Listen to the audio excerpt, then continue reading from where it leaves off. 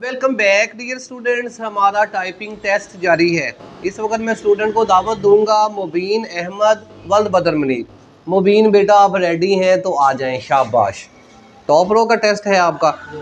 आप मुझे बताएं कि कंप्यूटर किसने इन्वेंट किया है? कब, किस साल में?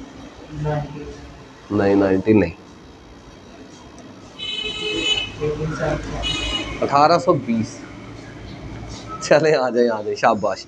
चले जी, मुबीन लिखने में ठीक है। अभी देखते हैं कि मुबीन हमें क्या स्कोर देता है। मुबीन शाबाश बेटा, बिल्कुल फ्री होके आप लिखें।